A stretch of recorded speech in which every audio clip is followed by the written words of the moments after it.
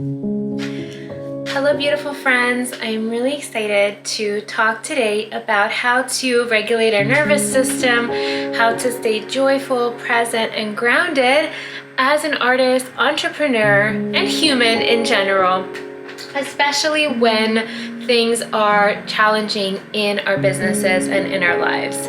So the reason why I wanted to share this episode is because when I first left my day job, I was not expecting to be on an emotional roller coaster that was presented to me at the time. And today, something reminded me of that time of my life, and I wanted to share some strategies, some rituals, and activities that really helped me manage my mental health, my wellness, and just in general have a better existence.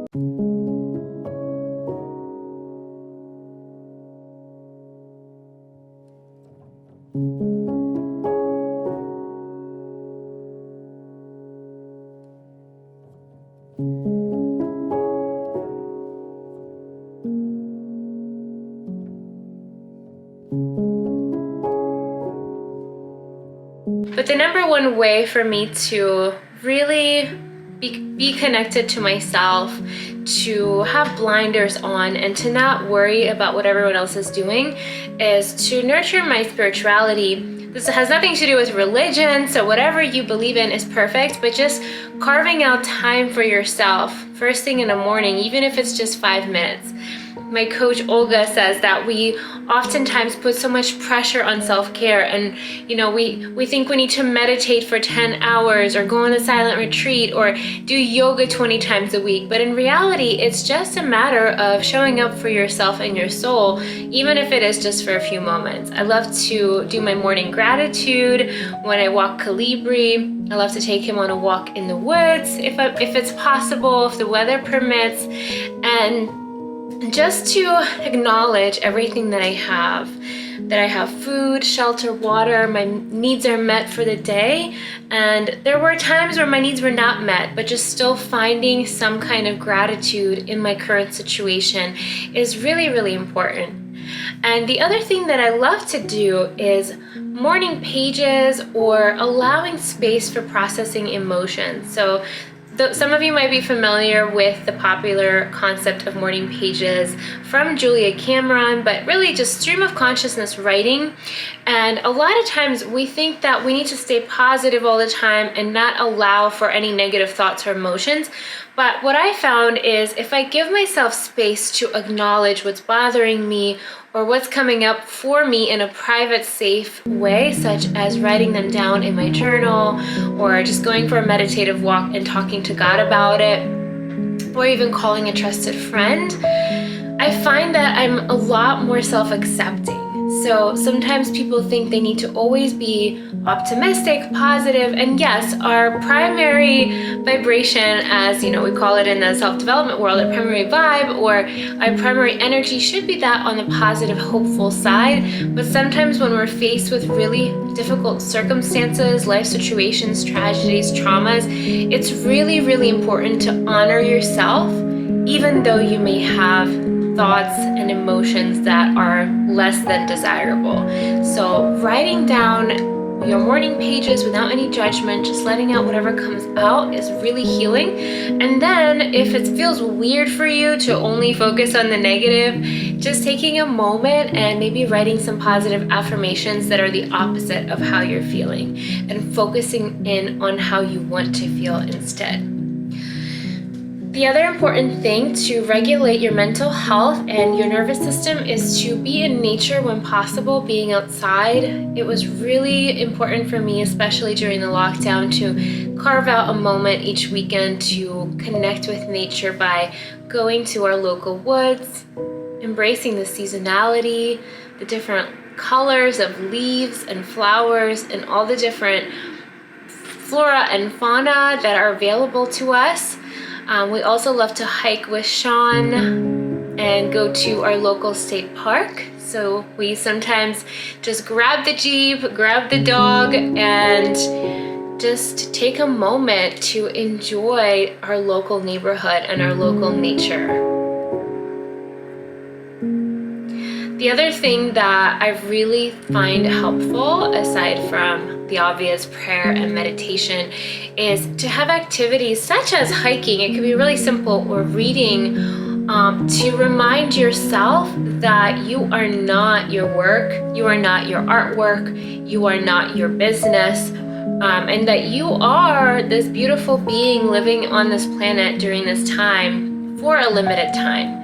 So not getting caught up in labels or identities that are surface level, but just reminding ourselves that because we exist, because we have this opportunity to breathe air, touch leaves, be out in nature, is just a beautiful way to honor ourselves on a deep human level and not get caught up in the day-to-day comparison.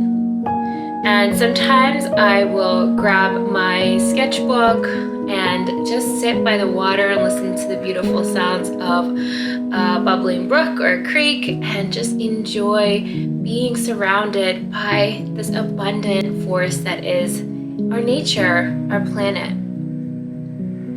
Now, if you're really feeling stuck, like there were seasons in my life where, the first time I lost my business, or when we had a person coming after us with legal accusations, or when I was getting a lot of trolls online that were trying to cancel me, there are times in our life where we don't feel very good. We feel scared, we feel nervous, and it feels like the world is out to get us.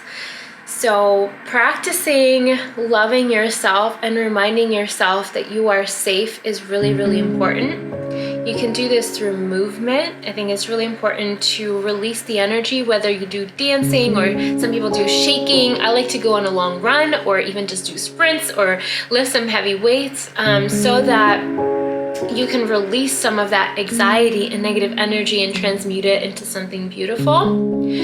And the other thing you can do is, if you're feeling really, really nervous or really anxious, taking a few long, deep belly breaths, of course, helps. Slowing down your breathing. I read in the book, Body Keeps the Score, that when we slow down our breathing, we take the body out of survival mode, where it's like holding on to oxygen and thinks it's not going to have enough, but really reminding it that we have an abundance of oxygen, that we are able to breathe, and just practicing slowing down and observing our thoughts, of course, knowing that we're not our thoughts. Stimulating our vagus nerve, which you can do by just massaging the inside of your ear, not like in the ear canal, but on the outside of your ear, and you'll feel calm right away. And of course, there's so many other beautiful practices and rituals, and I will be sharing some of them.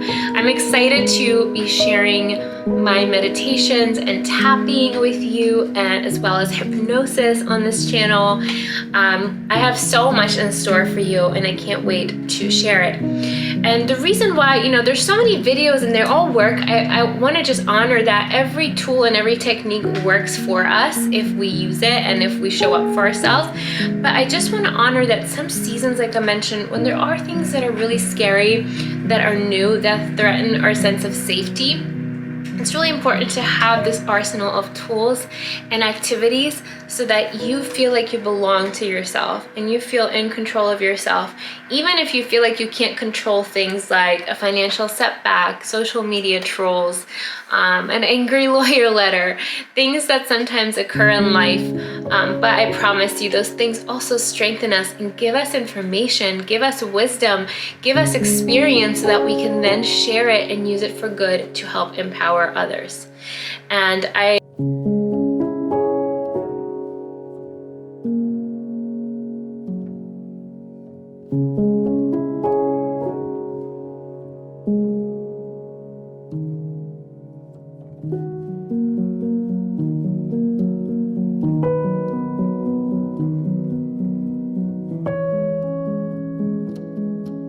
something that I love to remind myself of is, up to this point, I have survived, every troll, every person that came against me. And I also want to encourage you that not to be scared of those things, not to be scared of people popping up from the past, or enemies or trolls or cancel culture, because You are way stronger than that. And what you have to share through your art or your business or your message or just being you, sharing your truth, is so much more powerful than any troll. And I am definitely a walking testimony of this. So a lot of my clients ask me, what if someone comes after me, or what if someone disagrees with me? And that probably, the bigger you get, the more of an audience you grow, that probably will happen. But the truth is that the reason why you want to create certain things, the reason why you want to share your art or your book or your coaching business or whatever it is that you're inspired to share, is because you're the perfect person that's meant to share that. And yes, there might be someone doing something similar than you. As long as you are in integrity and not copying anyone, there's nothing wrong with doing things your own way with your own secret sauce. And that's something that I had to learn from the past few years, letting go of the fear of, oh, someone else is an artist, I can't be an artist, or someone else paints interiors, I can't paint interiors. And the reason I learned this lesson, and I see this a lot, artists accusing each other of copying, the truth is there's going to be many people who do something similar to us. In fact, I have a friend and someone messaged me and they were like, Kat, there's another artist doing interiors. And I wanted to be like, there's like literally probably millions of artists doing interiors. And I have a friend who does interiors too in a beautiful different way, Erica Sterling, and her and I actually ended up exhibiting together back in 2017. So you can choose to look at life through a mindset of scarcity and think that everything is competition, or you can choose to know that there are opportunities for each person, even if they are similar, because what your story is about is completely different than from my story.